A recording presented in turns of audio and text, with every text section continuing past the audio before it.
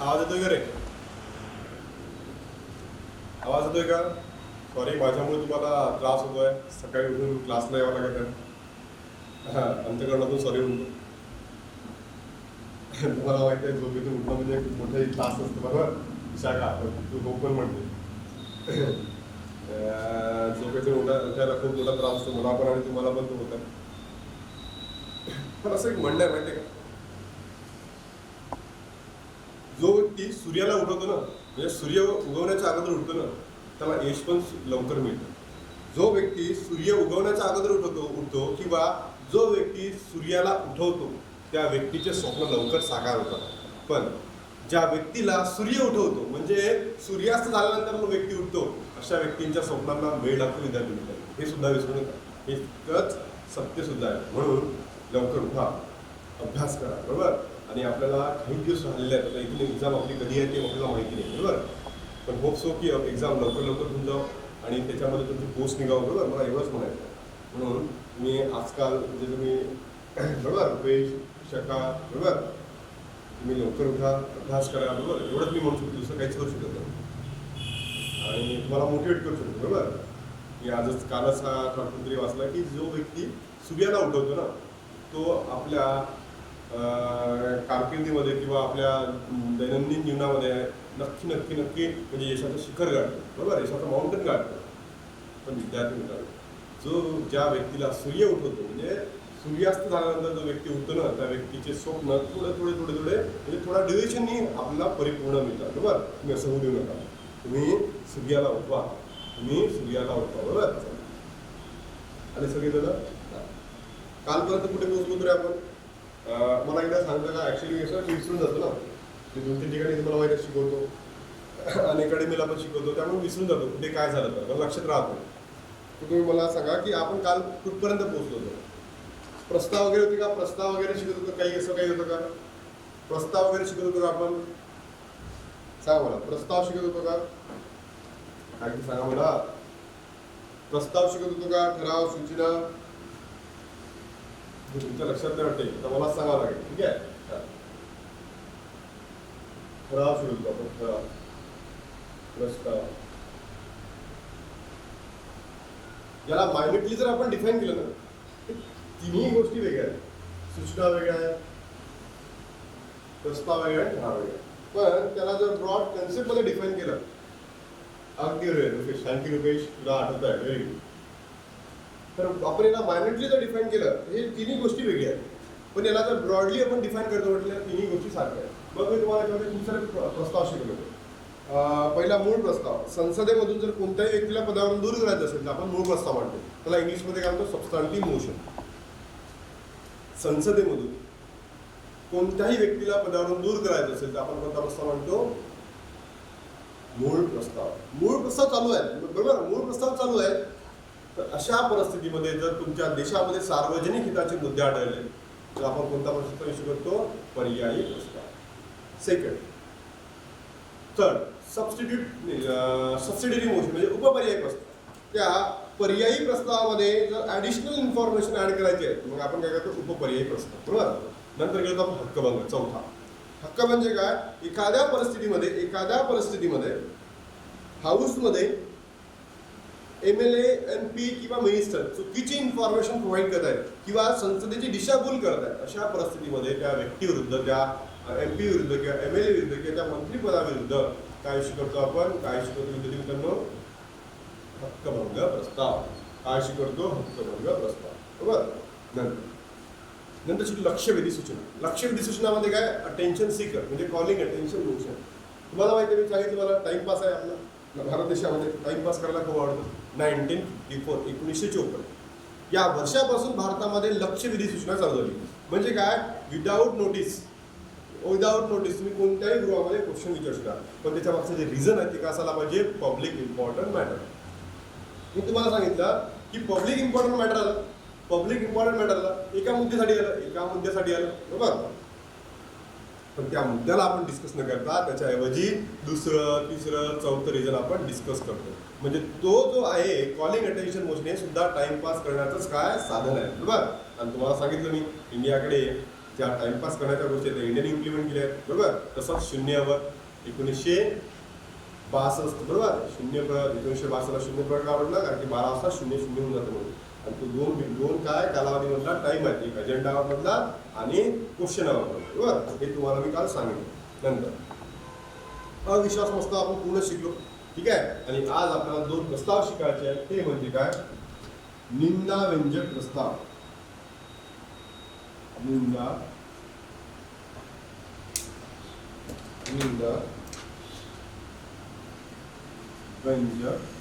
प्रस्ताव. निंदाव्यंजक प्रस्ताव हा प्रस्ताव, बरोबर. आणि दुसरा स्थगन प्रस्ताव शिकायचा. स्थगन प्रस्ताव. आता काही लोकांना प्रश्न पडतो, सर निंदाव्यंजक प्रस्ताव म्हणजे काय, स्थगन प्रस्ताव म्हणजे काय, आणि लक्षवेधी सूचना म्हणजे काय. खूप लोकांना किंवा अविश्वास प्रस्ताव म्हणजे काय. बघा लक्षात घ्या, तुम्हाला एका ह्याच्यात तुमचे सगळे डाऊट्स क्लिअर करतो. आणि जेव्हा तुम्ही अभ्यास करता ना, तुम्ही असा अभ्यास करायला पाहिजे की सगळे प्रस्ताव एकाच पेजवर आला पाहिजे, बरोबर. इथे त्याची रिझन काय, का बरं तो मांडला जातो, म्हणजे पॅरामीटर्स. इथं अविश्वास, इथे निंदाव्यंजक, स्थगन, इथे लक्षवेधी सूचना आणि इथे बाकीचे सगळे प्रस्ताव, बरोबर. म्हणजे काय होतं विद्यार्थी मित्रांनो, एका पेजमध्ये आपल्याला सगळे क्वालिटीचे जे पार्लिमेंटमध्ये जे प्रस्ताव वापरतो ते सगळे काय होतात इथे रिप्रेझेंट केले जातात. हे सगळे रिप्रेझेंट केले जातात. म्हणजे विचार करा ना, यासाठी तुमच्या क्वालिटीच्या बुकमध्ये आहे ना, आणि म्हटलं तरी कमीत कमी 30 पेज दिले आहे. पण एका पेजवर तुम्हाला इन्फॉर्मेशन मिळतात, ठीक आहे. एका पेजमध्ये तुम्हाला इन्फॉर्मेशन मिळतात, ठीक आहे. बघा आता निंदाव्यंजक प्रस्ताव आणि स्थगन प्रस्ताव आपल्याला आला. जेव्हा निंदाव्यंजक प्रस्ताव कुठे मांडतो, फक्त लोकसभेमध्ये. निंदाव्यंजक प्रस्ताव कुठे मांडला जातो, फक्त लोकसभेमध्ये. अविश्वास प्रस्ताव कुठे मांडला जातो, फक्त लोकसभेत. आणि स्थगन प्रस्ताव सुद्धा कुठे मांडला जातो विद्यार्थी मित्रांनो, लोकसभेमध्ये. आणि लक्षवेधी सूचना कोणत्याही गृहामध्ये मांडता येतात, कोणत्याही गृहामध्ये. मग मी जर इकडे लिहिलं तर दिसणार नाही, इकडे जर मी लिहिलं तर, म्हणजे जर मी विचारलं मूळ प्रस्ताव कुठे मांडता येतात, कोणत्याही गृहामध्ये, लोकसभा असो किंवा राज्यसभा. पर्यायी प्रस्ताव कोणत्या गृहामध्ये मांडता येतात, लोकसभा किंवा राज्यसभा. उपपर्यायी प्रस्ताव कोणत्या गृहामध्ये, लोकसभा किंवा राज्यसभा. मग हक्कभंग प्रस्ताव कुठे मांडता येतो, लोकसभा किंवा राज्यसभा, बरोबर. पण तुम्हाला विचारलं अविश्वास प्रस्ताव, निंदाव्यंजक प्रस्ताव आणि स्थगन प्रस्ताव हे कुठे मांडतात, हे फक्त आणि फक्त कुठे मांडतात, लोकसभेमध्ये. लोकसभेच्या व्यतिरिक्त कुठेही मांडला जात नाही, बरोबर. मग तुम्हाला प्रश्न पडतो, सर ठीक आहे मान्य आहे लोकसभेमध्ये मांडतो, तर मग किती लोकांचा सपोर्ट पाहिजे इथे मांडायला. निंदाव्यंजक प्रस्ताव मांडण्यासाठी तुम्हाला कोणतीही लोकांची गरज पडत नाही, म्हणजे 50 सदस्यांची गरज नाही. सिंगल मेंबर सुद्धा मांडू शकतो, बरोबर. पण स्थगन प्रस्ताव मांडायचा असेल तर 50 मेंबरची गरज, आणि अविश्वास प्रस्ताव मांडायचा तर 50 लोकांची गरज, बरोबर. म्हणजे विद्यार्थ्यांना तुम्हाला एवढं लक्षात येत आहे की निंदाव्यंजक प्रस्ताव मांडला किती लोकांची मदत पाहिजे, किती लोकांचा क्रायटेरिया पाहिजे, किती मेंबर्स आहेत. Single member can initiate the process of काय सेन्शियर मोशन मध्ये निंदाव्यंजक प्रस्ताव, बरोबर. आणि स्थगन प्रस्ताव मांडण्यासाठी किती पाहिजे, 50 लोक. आणि अविश्वास मांडण्यासाठी किती लोकांना पाहिजे, 50 लोक. मग तिसरा पॉईंट आपण डिफाईन करू शकतो याच्यामध्ये की रिझन कुठे द्यायचं, कारण कुठे द्यायचं. म्हणजे रिझन कुठे मांडायचं, इथे द्यायचं, इथे द्यायचं, इथे द्यायचं. बघा लक्ष द्या, रिझन देण्याची इथे आवश्यकता नाही, मी तुम्हाला कालच सांगितलं. अविश्वासाच्या प्रस्तावामध्ये रिझन देण्याची तुम्हाला आवश्यकता नाही, मी तुम्हाला कालच तुमच्या लक्षात आणून दिलं. पण ते बाहेरचे सुद्धा रिझन सांगितले की कोणते रिझन असायला पाहिजे. एक सांगितलं तुम्हाला की गव्हर्नमेंटकडे मेजॉरिटी नाही, हा एक मुद्दा. दुसरा गव्हर्नमेंटला क्रिटिसाइज करायचं, म्हणजे शासनाला क्रिटिसाइज करायचा आहे. 2 मुद्दे मी तुम्हाला काल क्लिअर केले. पण इथे जर मांडायचं असेल ना, बरोबर, इथे जर तुम्हाला मांडायचं असेल विद्यार्थी मित्रांनो अविश्वास प्रस्ताव, त्याला रिझन देण्याची आवश्यकता नाही लोकसभेमध्ये, ते बाहेरचे रिझन होते. आणि निंदाव्यंजक जर प्रस्ताव मांडायचा असेल तर इथे काय विद्यार्थी मित्रांनो मला इथे मला रिझन देण्याची आवश्यकता आहे. इथे काय आहे, मला कारण देण्याची गरज आहे, कारण देण्याची गरज, बरोबर. हे कारण देण्याची गरज आहे, बरोबर. आणि स्थगन प्रस्ताव जर मला मांडायचा असेल, स्थगन प्रस्ताव इथे सुद्धा रिझन देण्याची आवश्यकता आहे, बरोबर. मग रिझन दिले आहे. ते रिझन का दिलाय? इथे रिझन मांडावं लागतं की गव्हर्नमेंटला क्रिटिसाइज करायचं, गव्हर्नमेंटच्या विरोधात का मांडलं, त्याचे सगळे इथे रिझन द्यावं लागतं. इथे रिझन देण्याची काही आवश्यकता. हा निंदाव्यंजक प्रस्ताव आहे ना विद्यार्थी मित्रांनो.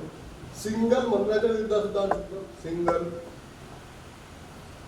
ग्रुप ऑफ मिनिस्टर म्हणजे काही लोकांचा 10-15 लोकांचा ग्रुप बद्दल पण, आणि विद्यार्थी मित्रांनो होल मिनिस्ट्रीच्या अगेन्स्ट सुद्धा, पूर्ण मंत्रालयाच्या अगेन्स्ट सुद्धा, म्हणजे होल काउन्सिल ऑफ मिनिस्टर. पण हा जो प्रस्ताव आहे ना अविश्वास प्रस्ताव, फक्त आणि फक्त काउन्सिल ऑफ मिनिस्टरच्या विरुद्ध आणता यायचं, बरोबर. हा दुसऱ्या कंडिशनवर आणता येत नाही. पण हा सिंगल मिनिस्टर पण आहे, ग्रुप ऑफ मिनिस्टर पण आहे आणि होल मिनिस्टर आहे. पण हा जो प्रस्ताव आहे, हा प्रस्ताव गव्हर्नमेंटला क्रिटिसाइज करण्यासाठी नाही आहे. हा आहे पब्लिक इम्पॉर्टंट मॅटर्स आहे, म्हणजे सार्वजनिक हिताच्या मुद्द्यांना डिस्कस करणं. लक्ष द्या, सगळ्यात महत्त्वाचे या वर्षी तुम्हाला 100% एक प्रश्न येणार म्हणजे या 3 टॉपिक: अविश्वास, निंदाव्यंजक आणि स्थगन. सो पहिला मुद्दा सांगितला मी, हा लोकसभेमध्ये मांडतो, हा लोकसभेमध्ये, हा पण लोकसभेमध्ये. याला मांडायला किती लोकांसमोर म्हणजे 50 लोकांचा. म्हणजे अविश्वास, निंदाव्यंजकला सिंगल मेंबर सुद्धा मांडू शकतो आणि स्थगन प्रस्ताव 50 मेंबर्सचं पाठवतो. सेकंड, अविश्वासला रिझन देण्याची गरज नाही, पण या दोघांनाही रिझन देण्याची गरज आहे. कुणाला? निंदाव्यंजक प्रस्ताव आणि स्थगन प्रस्ताव. हा जो मांडतो अविश्वास पूर्ण मंत्रिमंडळाच्या विरुद्ध मांडत असतो. हा जो मांडतो आपण single minister, group of minister आणि होल मंत्रिपरिषद, बरोबर. आणि स्थगन प्रस्तावामध्ये जो मुद्दा असतो तो पब्लिक इम्पॉर्टंट मॅटर्स असतो, म्हणजे सार्वजनिक हिताचा मुद्दा असतो. सार्वजनिक हिताचा काय असतो? इथपर्यंत क्लिअर झाला का? इथपर्यंत क्लिअर झाला का? इथपर्यंत क्लिअर झाला का? हे मुद्दे क्लिअर झाले का? Very good, very good. सगळ्यांना क्लिअर झाला? Very good. आता मला सांगा, मी तुम्हाला शिकवलं ना, अविश्वास जर प्रस्ताव तुमच्या लोकसभेमध्ये पास झाला तर काउन्सिल ऑफ मिनिस्टर रिझाईन होतं, बरोबर का? अविश्वास प्रस्ताव तुमच्या हाऊसमध्ये जर पास झाला तर लोकसभा विसर्जित होतं का काउन्सिल ऑफ मिनिस्टर विसर्जित होतं? Very good. लोकसभा काय होतं? विसर्जित होतं, बरोबर. अगदी बरोबर. व्हेरी गुड रजत, व्हेरी गुड. कोण? काउन्सिल ऑफ मिनिस्टर विसर्जित होतं. काउन्सिल ऑफ मंत्रिमंडळ, लोकसभा विसर्जित होत नाही. लोकसभा 2च कंडिशनमध्ये विसर्जित होते. एक, लोकसभा 2च कंडिशनमध्ये विसर्जित होते. एक, 5 वर्षाचा कालावधी संपला, 5 इयरचं ड्युरेशन संपलं. आणि दुसरं म्हणजे प्रेसिडेंट PM च्या सांगण्यावर, 2च कंडिशन, बरोबर. आणि काउन्सिल ऑफ मिनिस्टर जर तुमच्या पास झाला अविश्वास ठराव तर काउन्सिल ऑफ मिनिस्टरला रिझाईन करावं. सगळ्यात महत्त्वाचा मुद्दा निंदाव्यंजक प्रस्ताव आहे. इथे गव्हर्नमेंट रिझाईन म्हणजे काउन्सिल ऑफ मिनिस्टर रिझाईन होऊ पण शकतं किंवा नाही पण होऊ शकतं, मे बी. म्हणजे जर निंदाव्यंजक प्रस्ताव तुमच्या लोकसभेमध्ये मांडला गेला असेल तर विद्यार्थी मित्रांनो मे बी का असेल की काउन्सिल ऑफ मिनिस्टरला राजीनामा द्यावा पण लागतो किंवा नाही पण देऊ शकतो,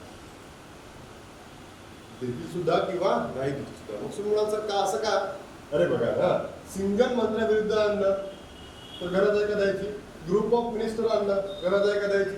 पण पूर्ण जर काउन्सिल ऑफ मिनिस्टरच्या विरुद्ध केलं तर मग काय गरज आहे त्याची?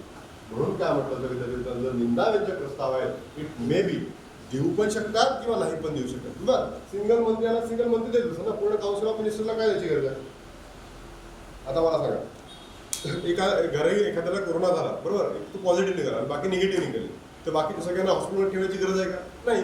ज्याला कोरोना झाला आहे, ज्याला पॉझिटिव्ह आला त्याला दवाखान्यात ठेवा, बाकीच्या लोकांना घरी ठेवा, बरोबर ना? असं म्हणजे सिंगल मेंबर जर आला त्याला रिझाईन करून इच्छा द्यायची, बरोबर.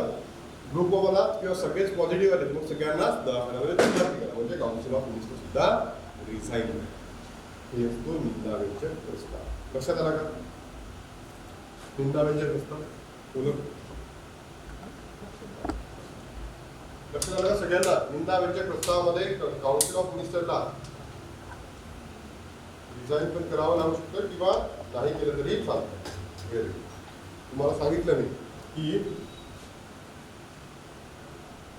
रिझाईन कधी करायचं की जर पूर्ण होल मंत्रिमंडळाच्या विरुद्ध जर आला तर आपण रिझाईन करू, सिंगल मिनिस्टरच्या विरुद्ध आला आपण रिझाईन करणार नाही, बरोबर.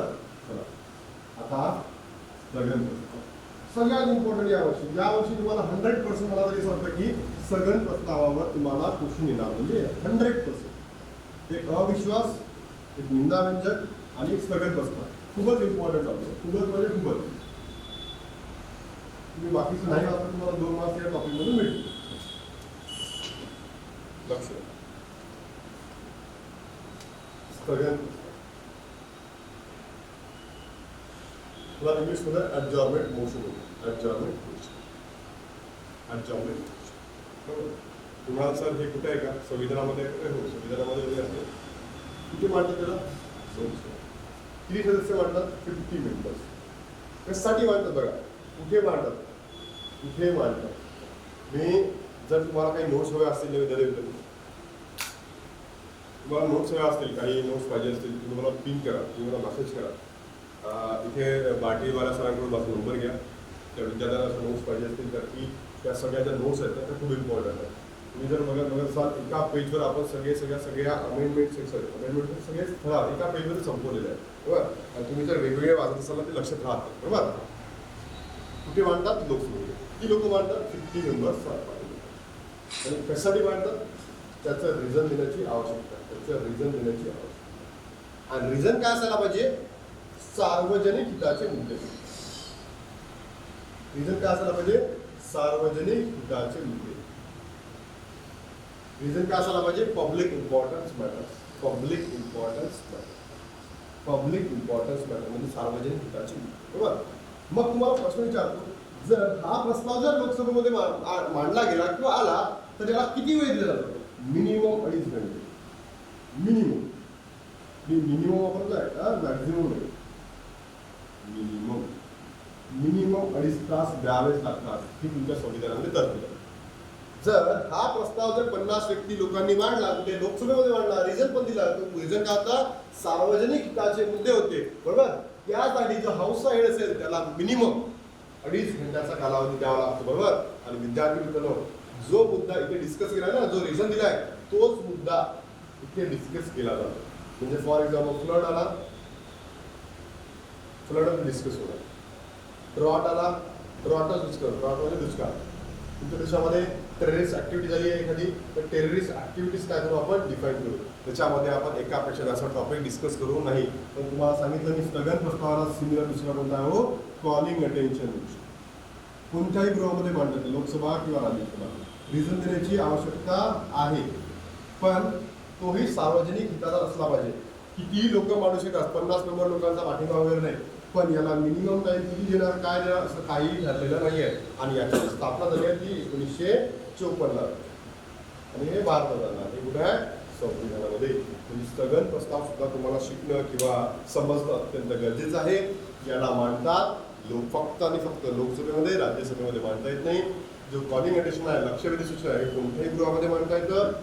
त्याला किती लोकांचा पाठिंबा पाहिजे? 50 मेंबर्सचा पाठिंबा पाहिजे. मांडण्याच्या वेळेस त्याला काही लोकांचा पाठिंबा वगैरे चालतो. इथे काय पब्लिक जो रिझन आहे, रिझन देण्याची आवश्यकता असतं, पण तो सार्वजनिक हिताचा मुद्दा असावा पाहिजे. ते सुद्धा रिझन द्यावा लागतं आणि तो सुद्धा सार्वजनिक हिताचा मुद्दा असावा. नेक्स्ट, याला मिनिमम टाइम म्हणजे कमीत कमी वेळ 2.5 घंटे देणं गरजेचं असतं. इथे असं काहीही ठरलेलं नाही. इथे काय समजा ज्या रिझनवर आलेला आहे तोच रिझन इथे डिस्कस केला जातो, त्याच्यापेक्षा दुसरं रिझन आपण डिस्कस करत नाही. म्हणजे इथे क्रायटेरिया म्हणून 1:1. 1:1. 1 मुद्दाला त्याला डिस्कस करा, दुसरा मुद्दा डिस्कस करा. इथे म्हणून आपण 1:2 मेनू.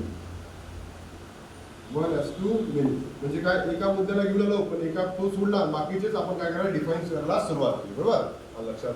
आणि नंतर हे मांडला तो फक्त पब्लिक हिताचे मुद्दे डिस्कस करा. सगळ्यांना समजलं का? सगळे आतावर सगळ्यांना समजले का? हे सांगा बरं, सगळ्यांचे क्लिअर झाले काय? जे लक्षवेधी आहे, हक्कभंग प्रस्ताव आहे, स्थगन प्रस्ताव आहे, सांगा मला क्लिअर झाले का? सांगा, एवढं सांगा मला क्लिअर. काही कुठे डिफिकल्टी असेल तर मला लवकर विचार, मी दुसरी. क्लिअर झाले का? Very good. सगळ्यांना क्लिअर झालं? सगळ्यांना काही डाऊट आहे आता? प्राजक्ता, स्नेही, ममता विचारलंय लोकसभा आणि राज्यसभा. जर आपण याचं ओरिजिन बघतो म्हटलं, लोकसभा आणि राज्यसभा, ठीक आहे, बेसिकली फ्रॉम 1990. मग याचा टोटली आला 1935. बरोबर, हे दिसतं तुम्हाला ओरिजिन, तर इथून घेता 19. बरोबर. डिफरन्स काय लोकसभा आणि राज्यसभामध्ये काय? लोकसभा आहे लोकांचं गृह आहे, म्हणजे house of people. House of people म्हणजे काय करतात, जेव्हा लोकसभेच्या निवडणूक होतात ना, तेव्हा लोक लोकसभेला काय करतात, फॉर्म करून देतात. लोक म्हणजे कोण? पीपल. त्याला आपण हाऊस ऑफ पीपल सुद्धा म्हणतो. Rajya Sabha house of state.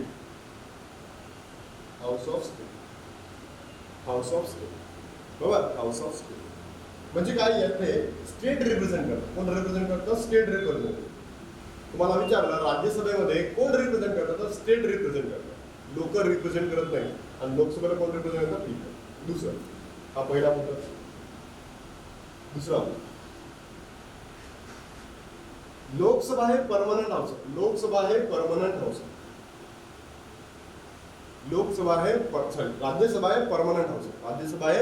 House.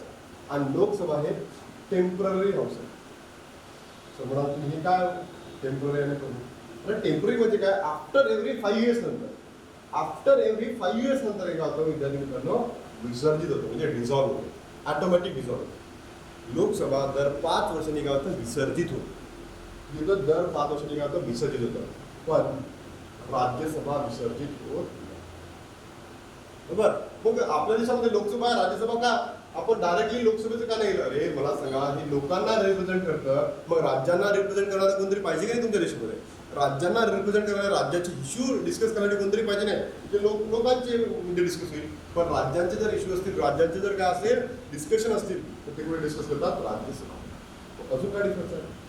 Rajya Sabha एका मोठ्या भावासारखं असतं, म्हणजे बिग ब्रदर सारखं असतं. राज्यसभा एका ब्रिक ब्रदर सारखी असते, म्हणून त्याला राज्यसभेला. व्हेरी गुड क्वेश्चन, अगदी बरोबर.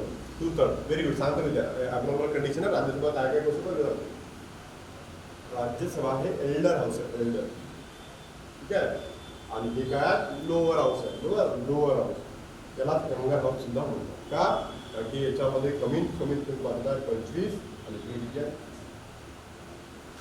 म्हणजे काय, जरी लोकसभा विसर्जित झाली असेल तरी तुमच्या देशामध्ये राज्यसभा आहे. राज्यसभा तुमच्या देशामध्ये काही कालावधीपर्यंत थोडासा काही कामकाज करू शकतात. कारण की दर दोन वर्षांनी याचे सदस्य रिटायर्ड होतात, नंतर सदस्य दर 2 वर्षांनी, आणि 3ऱ्या वर्षाच्या सुरुवातीला निवडणूक घेतली जातात. काल पूजा काय आहे? पूजा कळाला का?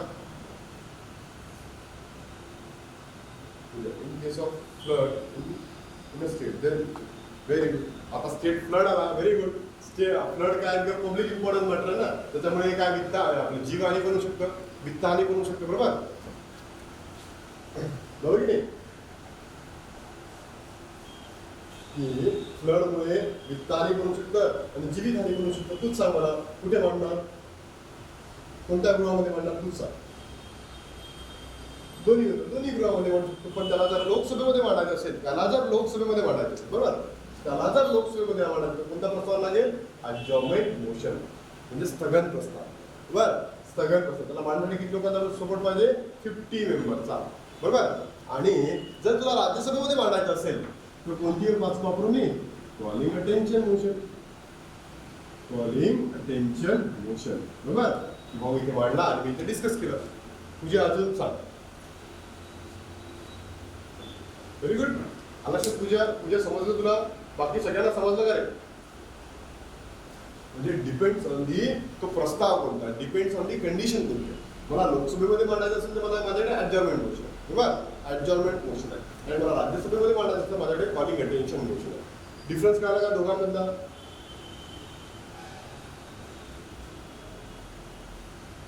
सगळ्यांना डिफरन्स कळाला?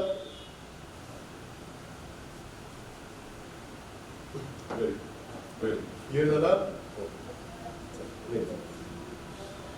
ठीक आहे. आता मी तुम्हाला उदाहरण मी ना रिझॉल्युशन काय प्रायव्हेट रिझॉल्युशन असतं, रिझॉल्युशन काय पब्लिक रिझॉल्युशन असतं, सबसिडी रिझॉल्युशन असतं, हे सगळं मी तुम्हाला उद्या शिकवतो. आता आहे ना, आपण काय करू, आता हे हाऊसमध्ये आलं, हे सदस्य मानू शकतात सगळे सगळे प्रस्ताव सदस्य, बरोबर. आता सभापती काय करू शकतो हाऊसमध्ये, बरोबर. सभापती म्हणजे हाऊसचा हेड, लोकसभा असो की राज्यसभा असो, सभापती काय करू शकतो, बरोबर. मी तुमच्याकडे एका पेजमध्येच आपण इथे एका लाईनमध्ये समजून टाकतो. मी 4 टर्म्स लिहितो.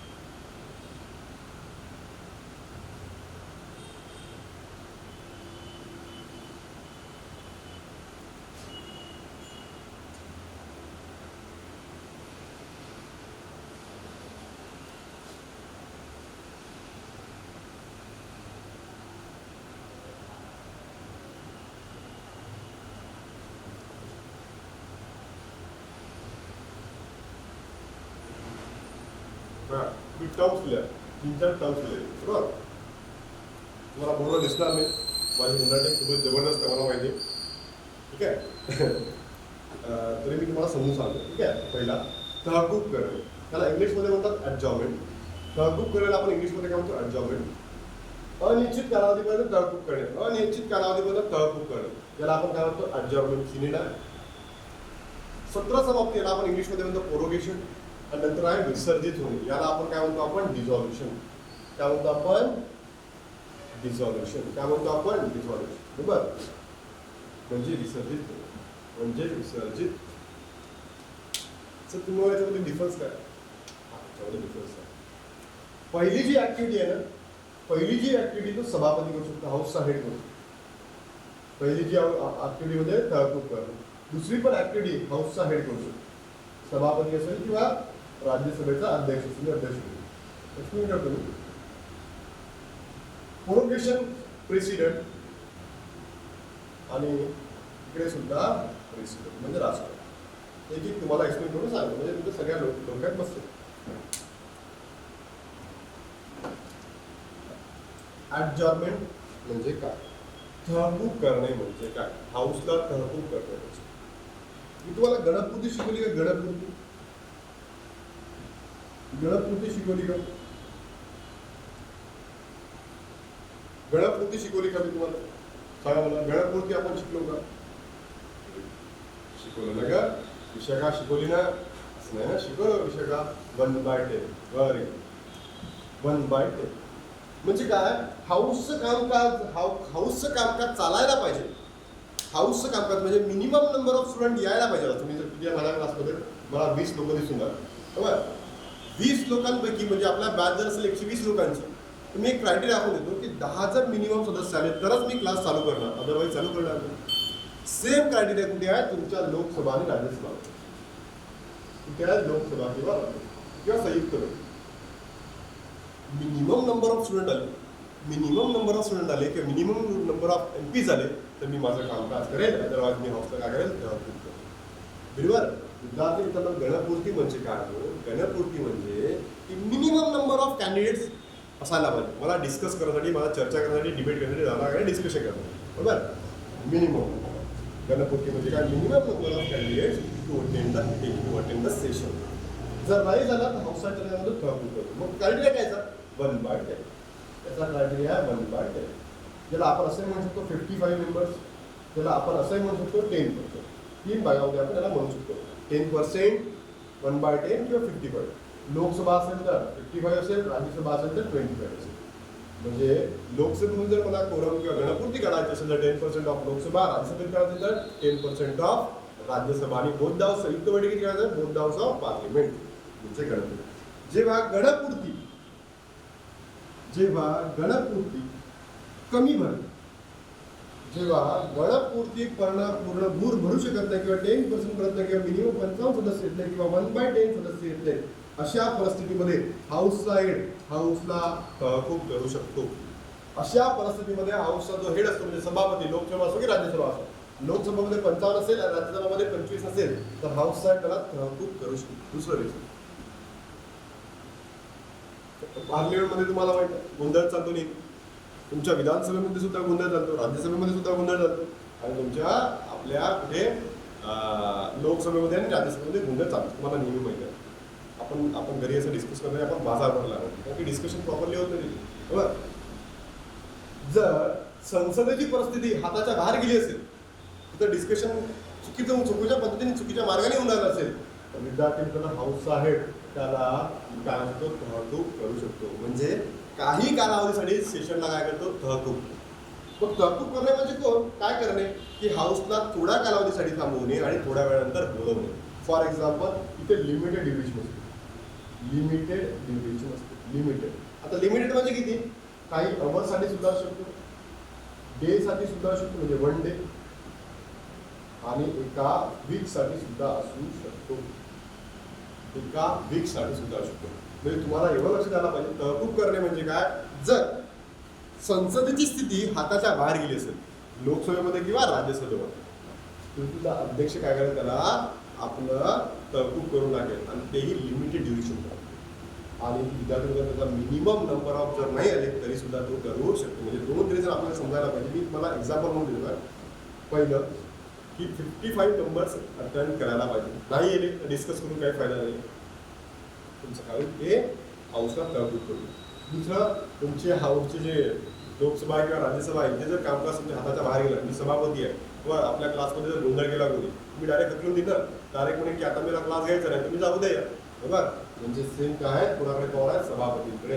म्हणजे विद्यार्थी मित्रांनो जो हाऊस साईड असतो तो काय करतो तो करतो की तुम्हाला मग सुद्धा आता परिस्थिती सेकंड पॉईंट करतो.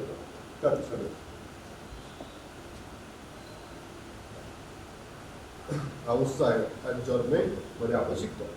पहिला जो मुद्दा आहे की गणपूर्ती कमी झाली, गणपूर्ती 10% भरलेली आहे, 1/10 भरलेली आहे किंवा 55% भरलेली आहे. बरोबर, पहिला रिझन. दुसरा रिझन काय, हाऊस मध्ये चर्चा होऊन राहिली आहे.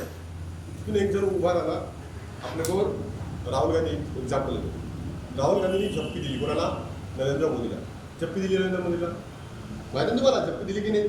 राहुल गांधींनी झपकी दिली ती नरेंद्र मोदीला. बरोबर, पण नरेंद्र मोदी उठून उभं झाले असते आणि त्या राहुल गांधींच्या कानाखाली मारले असते. फॉर एक्झाम्पल देतो ना मी समाजासाठी, असं व्हायला नको आणि होणार पण नाही आपल्या देशामध्ये.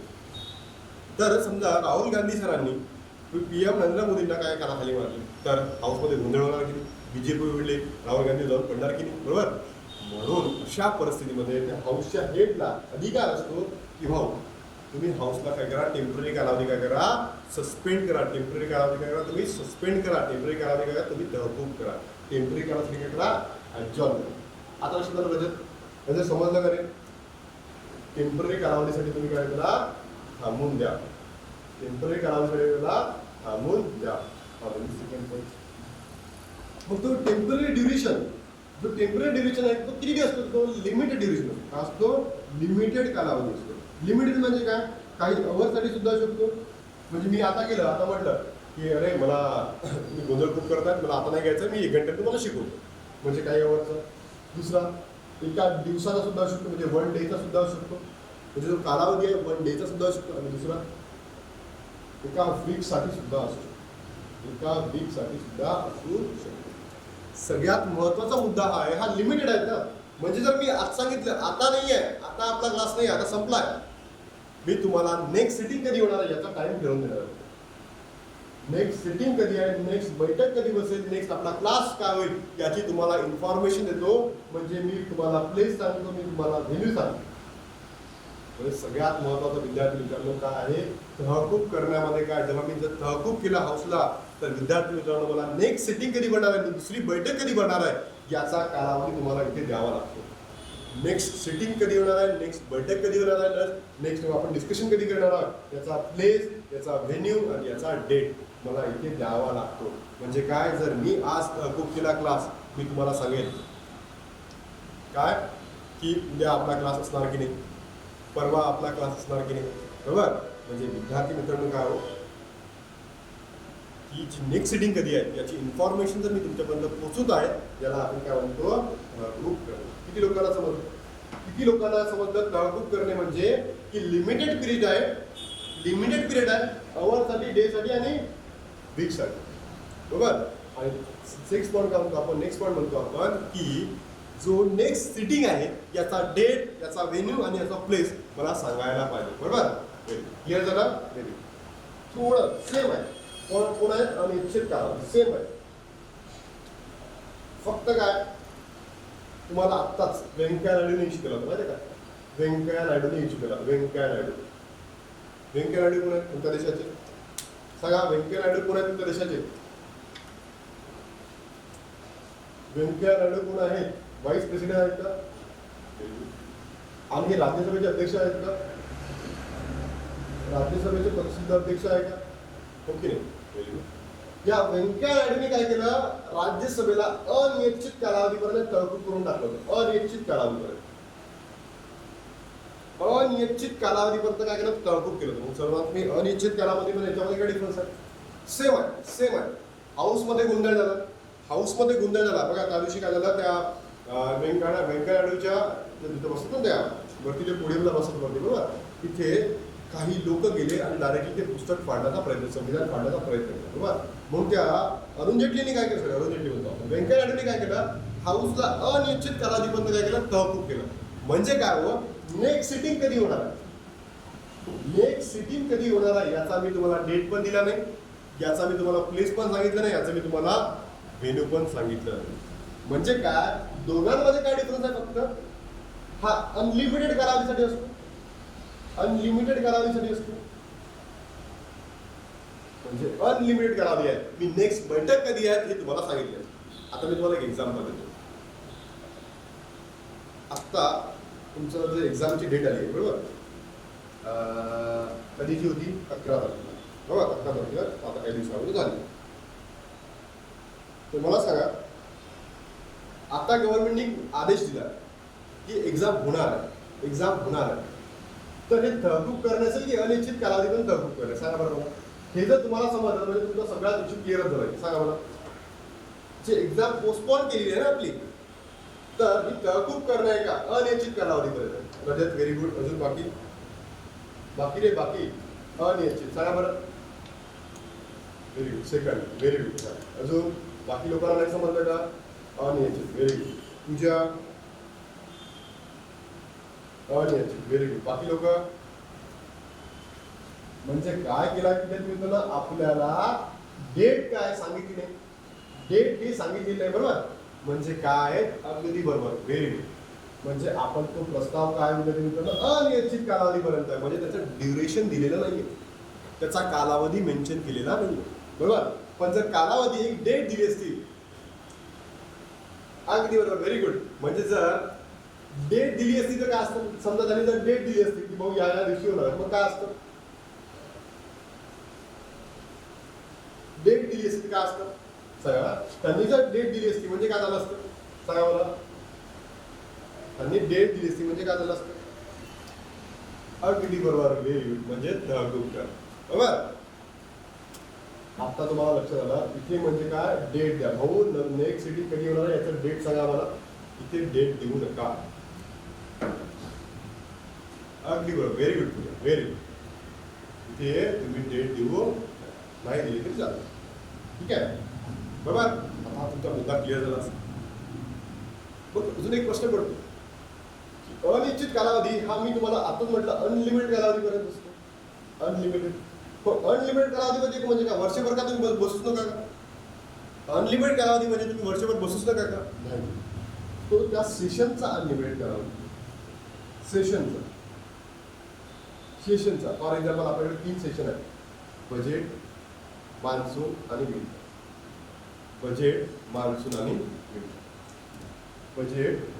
विंटर. बजेटला संपवणं, पूर्ण सेशनच बरखास्त करणं.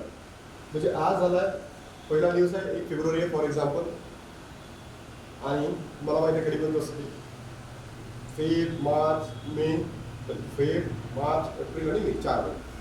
तर पहिल्या दिवशी काय भांडण झाले, मी त्याला अनिश्चित कालावधीपर्यंत बंद केलं. फक्त मी या अनिश्चित कालावधीपर्यंत जो बंद करण्याचा जो कालावधी आहे ना विद्यार्थी, तो फक्त हा बजेट सेशन असणार. तो बजेट सेशन संपला की पुन्हा दुसरं सेशन येईल आणि तिथे पुन्हा कामकाज सुरू होईल. म्हणजे अनलिमिटेड कालावधी म्हणजे काय, फक्त त्या सेशन पुरताच अनलिमिटेड कालावधी. फॉर एक्झाम्पल 4 महिने असू शकतो. फॉर एक्झाम्पल विंटर सेशन असेल तर दुसरा विंटर असेल तर 2 महिने असू शकतो, आणि जर मान्सून असेल तर 3 महिने असू शकतो. तर तुम्हाला एवढा इश्यू क्लिअर झाला असेल आता की अनलिमिटेड कालावधी म्हणजे काय, फक्त त्या सेशनचा अनलिमिटेड कालावधी. कळलं का? त्या सेशनचा अनलिमिटेड कालावधी. क्लिअर? आता मी तुम्हाला एक डिफरन्स सांगतो, एक तुम्हाला डिफरन्स शिकवतो. हे तहकूब करणे, हाऊसला तहकूब करणे, बरोबर? हाऊसला तहकूब करणे हे सामान्य बजेट असते, हे ऑर्डनरी सिटिंग असते. अगदी बरोबर, व्हेरी गुड. बिल दिले होतं, अगदी बरोबर, व्हेरी गुड तुझ्या, व्हेरी गुड. सांगतो मी ते सगळंच प्रोसेस सांगतो, इथे शिकवतो. इथे विसर्जित होण्यामध्ये सगळी प्रोसिजर तुम्हाला शिकवतो. बिल कधी बिल येतात, कधी लॅब होतात, कधी नसतो, सगळं तुमच्याच पुढे मांडतो. आता मी पुढे होतो, मी काय सांगतो तुम्हाला, सामान्य बैठकमध्ये म्हणजे ऑर्डिनरी सिटिंगमध्ये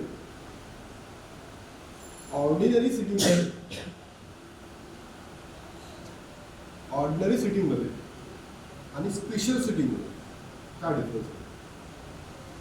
स्पेशल सिटिंगमध्ये काय डिफरन्स? स्पेशल म्हणजे विशेष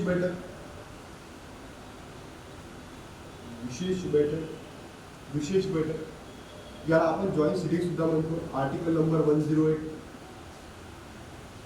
नंबर 108 तुम्हाला शिकवलं मी सगळं. Article number 108. आणि सामान्य बैठक तर आपण सगळे आपण बघितलं, सभा तहकूब करू शकतो अनिश्चित कालावधीपर्यंत किंवा लिमिटेड कालावधी, बरोबर? तो अधिकार हाऊसच्या एडला असतो. आता विशेष सभा बोलवतो प्रेसिडेंट. कोण बोलवतो? तुमच्या देशाचे राष्ट्रपती. कोण बोलवतो? तुमच्या देशाचे राष्ट्रपती. म्हणजे या दोघांमध्ये डिफरन्स काय? आता आपला क्लास चालू आहे, बरोबर? क्लास चालू आहे आपला, तो आपण ॲडजस्ट करू शकतो. म्हणजे काही कंडिशन्स आल्या की काही समजा इकडे काही झालं, इथे काही झालं तर आपण त्याला पोस्टपोन करू शकतो. पण विद्यार्थी मित्रांची स्पेशल सिटिंग आहे, याला आपण पोस्टपोन करू शकत नाही.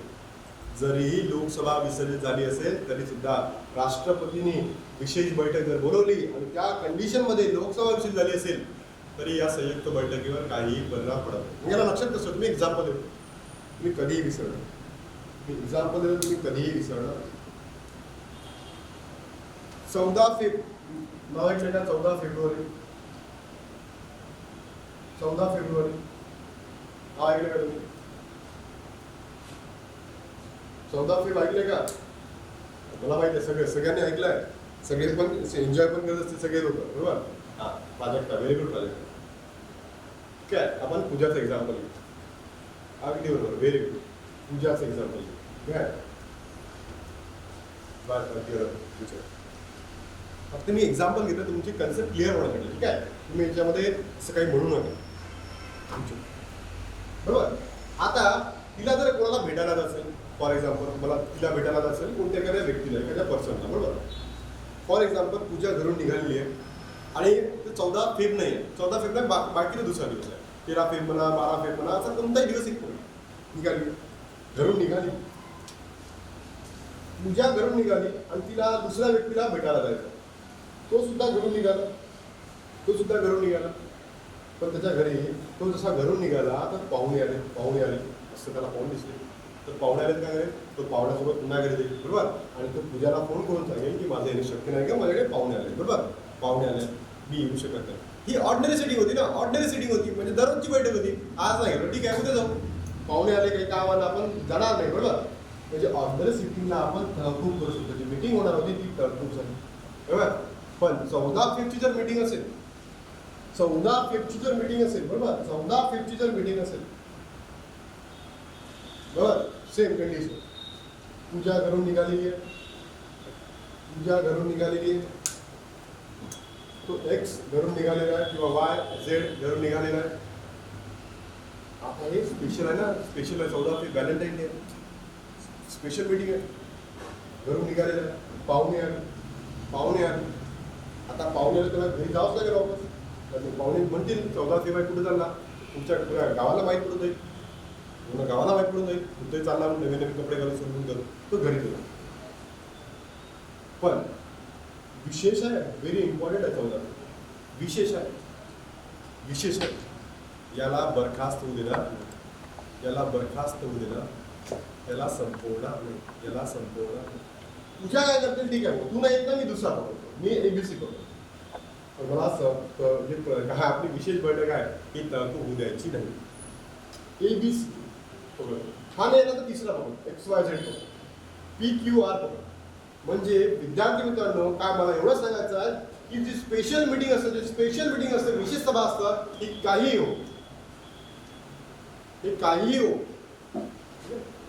विद्यार्थी मित्रांनो, आपण इथे थांबूयात आणि तुम्हाला हे सगळ्या कन्सेप्ट मी तुम्हाला 12 वाजता शिकवतो, ठीक आहे. उद्याला जमलं तर आपण 12 ते 2 लेक्चर घेणार आहे आणि सगळे 8 वाजता पण लेक्चर घेणार आहे, ठीक आहे. आणि त्याच्यामध्ये आपण सगळे आपला कन्सेप्ट क्लिअर करणार, ठीक आहे. आता 9 वाजता तुमचं इकॉनॉमिक्सचं लेक्चर आहे, तुम्ही ते इकॉनॉमिक्सचं लेक्चर करा, ठीक आहे. आणि 12 वाजता तुम्ही माझ्या लेक्चरला या. चला आपण थांबूया आणि भेटूयात दुपारी. जर काही वाटलं तुम्ही मला अनअकॅडमीला किरण वानखेडे नावाने सर्च करा, तुम्हाला सगळे तिथे तुमचे डाऊट्स क्लिअर करून देईल, ठीक आहे.